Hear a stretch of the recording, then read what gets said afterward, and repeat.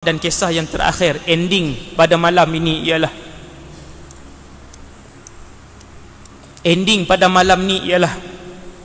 Dajjal lah. Tuan-tuan tengok kisah ni, ending hadis ni hadis sahih. Tajuk hadis ni ialah lelaki yang paling besar kesaksiannya di hadapan Allah, pemuda yang paling besar kesaksiannya di hadapan Allah. Ceritanya begini, Dajjal buat camp di tepi Madinah. Lalu keluar seorang pemuda beriman. Subhanallah. Pemuda beriman ini keluar daripada Madinah bukan sebab dia fasik, bukan sebab dia munafik.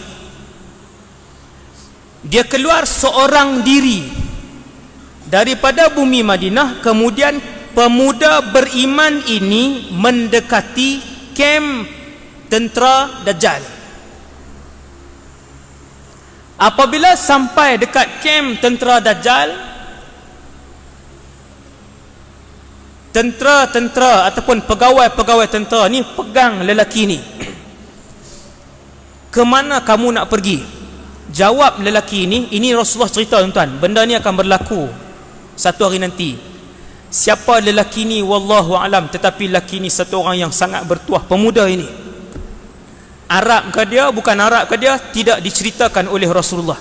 Hebatlah pemuda ni. Bila dia sampai kat camp tu, dia kata, aku nak pergi kepada lelaki penipu besar ini.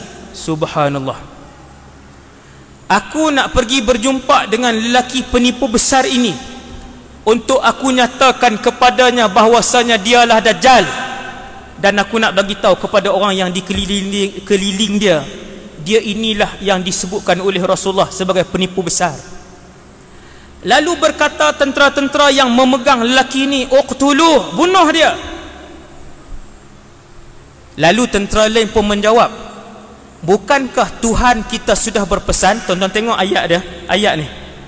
Bukankah Tuhan kita sudah berpesan, alla taqtulu ahadan dunah, supaya kalian jangan bunuh siapa-siapa pun kecuali Tuhan kita yang saja yang boleh bunuh. Tuan-tuan faham ke tak ni? Tentera ni bila marah dengan budak ni, tentera ada kata bunuh dia, tentera lain kata jangan. Tuhan kita dah pesan jangan bunuh kecuali dia sendiri yang akan bunuh. Maksudnya dia tak pergi tentera dia bunuh, dia sendiri nak bunuh. Punya jahat Dajjal ni. Apa panggilan orang bawahan kepada dia? Tuhan. La ilaha illallah, la ilaha illallah. Mereka pun bawa lelaki beriman ini, bawa heret pergi ke depan Dajjal. Bila bawa heret ke depan Dajjal, ayat pertama Dajjal tanya, la tu'minu bi, kamu tak beriman aku Tuhan? Kamu kau yang tak beriman aku Tuhan? Lelaki tu kata, ya, kamu Dajjal penipu besar. Maka kata Dajjal, aku akan bunuh kamu. Dia keluarkan satu alat, dia belah badan lelaki tu dari jauh. Kata Rasulullah, Dajjal keluarkan satu alat, dia belah badan lelaki tu daripada jauh, lalu tercampak badan lelaki tu ke sebelah kanan sejauh balingan lembing, dan tercampak bahagian kiri lelaki itu ke sebelah kiri sejauh balingan tombak ataupun panah. Dua tu. Tuan-tuan, dekat ke jauh? Kita kata baling tombak, kita kata dalam 30 meter lah. Dajjal belah badan dia dengan alat dia, wallahu alam apa dia alat. Dajjal belah badan tu, yang badan kanan terpelanting 30 meter lebih kurang. Nabi sebut jarak itu, kata Nabi, sejauh balingan tombak. Saya buat anggaran 30 meter ke kanan, 30 meter ke kiri, terpelanting dua bahagian yang telah pun terbelah tadi. Lalu Dajjal pun berjalan dengan penuh angkuh di tengah-tengahnya. Hadis sahih, tuan-tuan. Bila dia berjalan dengan penuh angkuh di tengah-tengah, dia pun berpusing, dia menghadap kepada tentera-tentera dia. Dia kata, hebat tak aku boleh membunuh dia? Dia pun kata, hebat. Kalau aku hidupkan dia sekarang, apakah aku lebih hebat? Ramai-ramai pengikut dia jawab, ya, sudah tentu Tuhan lebih hebat kalau boleh hidupkan dia. Maka berkata Dajjal, qum, satu kataan je, qum ni maksud dia berdiri. Lalu bercantumlah badan budak tadi, kanan dan kiri, dan berdiri budak tadi, budak beriman tadi. Tuan-tuan, Dajjal punya sihir. Dajjal punya sihir. Dia kata qum je, bukan nak kena bertapa di gunung Jerai sebulan tak. Tu lama sangat, sebulan. Qum, bercantum, hidup, berdiri lelaki ni. Kemudian Dajjal tanya, wahai lelaki, sekarang aku hidupkan kamu, tidakkah kamu mau mengaku aku ni Tuhan? Laki-laki tu kata, lagi aku percaya bahawa kamu ialah Dajjal yang telah disebutkan oleh Rasulullah. Ayyuhan nas, wahai umat Rasulullah. Dia sayang umat Nabi. Banyak yang murtad mengaku ketuhanan Dajjal. Lelaki ni, pemuda beriman ni kata, ayyuhan nas, wahai manusia semua, umat Rasulullah, kembalilah kepada Allah. Dia ni Dajjal, dia ni penipu besar.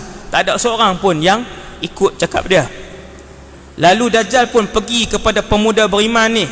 Dia baringkan pemuda ni, dia keluarkan pisau, dia nak semelih pemuda ni. Allah tukarkan leher pemuda ini dengan tembaga. Tukar leher di tembaga. Kemudian ada satu riwayat seluruh tubuhnya menjadi tembaga. Dua riwayat. Tak boleh, Dajjal tak boleh bunuh. Kemudian Dajjal pun angkat dia. Tuan-tuan sekalian, di mana sahaja Dajjal pergi, dia akan membawa sebatang sungai, dan dia akan membawa seunggun api yang besar. Kata Rasulullah, apabila Dajjal bawa sungai dan api, ketika mana kamu ditangkap oleh Dajjal dan diberi pilihan, sama ada terjun di dalam api ataupun sungai, kata Rasulullah, pilihlah untuk terjun di dalam api, kerana api itu sungai, sungai itu api. Mata kalian ketika itu tidak dapat melihat sebenarnya api itu sungai, dan sungai yang dibawa oleh Dajjal itu adalah api. Waktu budak ni Dajjal tak boleh nak bunuh dia, Dajjal pun angkat dia, buang dalam api. Kata Rasulullah, fannaruhu jannah. Api yang dibawa dan dilontarkan oleh Dajjal itu ialah sebenarnya sungai yang sejuk. Nah, jadi yang itu yang Nabi pesan. Dan itu yang Nabi pesan. Nah, jadi yang itulah orang kata yang terakhir sekali untuk malam ni. Sampai 9.20 dah. Duk lajak sikit noh. Tuan-tuan pun nganga kan, dengar kisah tentang Dajjal. Dan akhirnya yang paling penting sekali tuan-tuan, yang paling penting sekali, 1 minit sebelum penutup, Nabi pesan untuk membuat benteng di dalam keluarga kamu dan diri kamu daripada Dajjal. Maka bacalah surah Kahfi ayat 1 hingga 10, ayat 101 hingga ayat 110. Tuan-tuan, saya nak mai wallahu alam bila lagi. Saya rasa lepas 5-6 tahun kau wallahu alam. Kan? Sebab saya nak tumpukan kepada sekolah yang sedang dibangunkan, dan saya nak pesanan ni je, iaitu tuan-tuan sekalian, sibuk macam mana pun tuan-tuan, jangan tinggal untuk baca dengan ahli keluarga surah Kahfi ayat 1 hingga ayat 10, ayat 101 hingga ayat 110. Kata para ulama, siapa yang mengamalkan kedua-dua ni, hadis sahih ni, dua-dua ni hadis sahih. Siapa yang amal dua-dua tempat ini, dia akan melihat insya-Allah kehidupannya akan dijaga oleh Allah, bukan sahaja daripada fitnah Dajjal, bahkan juga daripada semua fitnah kecil yang tuan-tuan tengok beribu-ribu hari ini, yang melilit dan mengikat kehidupan umat Nabi Muhammad sallallahu alaihi wasallam. Nah, ayat 1 hingga ayat 10, ayat 101 hingga ayat 110 surah Al-Kahfi. Pakat-pakat baca, insya-Allah tuan-tuan akan tengok dalam kehidupan tuan-tuan, Allah jaga tuan-tuan daripada fitnah yang pelbagai dalam kehidupan kita. Fitnah rumah, fitnah kereta, fitnah kerja, fitnah harta, fitnah pangkat, fitnah wanita, fitnah handphone, fitnah permainan dalam handphone. Dan kesemua fitnah-fitnah ini telah pun memasuki keseluruhan rumah umat Islam, cara nak bina binting balik, pecah dan keluarkan fitnah ni balik, ialah dengan mengamalkan insya-Allah satu-satunya surah tuan-tuan yang Allah buat turun untuk umat Nabi Muhammad. Khusus fungsi surah ini ialah untuk menjaga umat Nabi Muhammad daripada fitnah Dajjal dan ribuan fitnah-fitnah kecil yang sedang masuk, yang sedang membelit kehidupan umat Rasulullah sallallahu alaihi wasallam. Saya rasa sekadar tu dulu, insya-Allah pada malam ni ceramah tentang Dajjal. Tuan-tuan sekalian, saya sedang buat satu kompleks yang luas. Saya tak buat kutipan derma ke tuan-tuan, saya tak ada tabung risit ke tabung ke, saya tak buat kutipan. Di depan ni ada kertas kosong, tuan-tuan tulis nama dan nombor telefon kepada sesiapa yang sudi untuk bersama dengan kompleks saya, Akademi Al-Habibul Mustafa, yang sedang rancak dibangunkan di Sungai Petani sana. Saya duk bangunkan, tulis nama dengan nombor telefon di sini untuk menjadi pewakaf sampai bulan 6 tahun depan saja, bukan sampai bila-bila. Sebulan sekali buat masuk satu amount, satu jumlah, no? Berapa ikut suka. Nak masuk sebulan 100 pun boleh, ada yang masukkan sebulan 50, ada masukkan sebulan 70, ada masukkan sebulan 200. No? Pewakaf-pewakaf yang tulis nama dan nombor telefon di sini kita akan masukkan dalam grup. Kemudian kita buat satu grup pewakaf tetap kepada Akademi Al-Habibul Mustafa sampai bulan 6 tahun depan. Kemudian habis, selesai, habis. Nak masuk sebulan 20 pun tak ada masalah. Sebulan kalau yang lebih kan, yang ada duit lebih boleh pun masuk 100. Entah, ikutlah, ikut suka masing-masing. Bukan sampai bila-bila, sampai bulan 6 tahun depan sahaja, kemudian selesai, cukup kan. InsyaAllah berakhir pembinaan keseluruhan kompleks Akademi Al-Habibul Mustafa yang sekarang sedang dibantu oleh orang-orang ramai macam tuan-tuan, no? Saya tak ada buat keluar risit, saya tak ada buat keluar mai tabung, tak ada.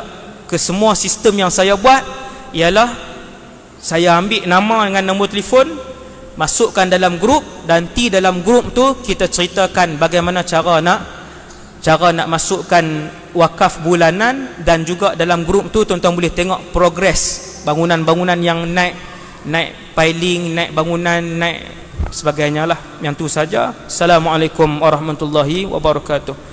Subhanakallahumma bihamdik asyhadu an la ilaha illa anta astaghfiruka wa atubu ilaik. Bismillahirrahmanirrahim. Wal 'asr innal illa alladhina amanu. Saya serahkan kembali kepada Al-Fadhil Ustaz.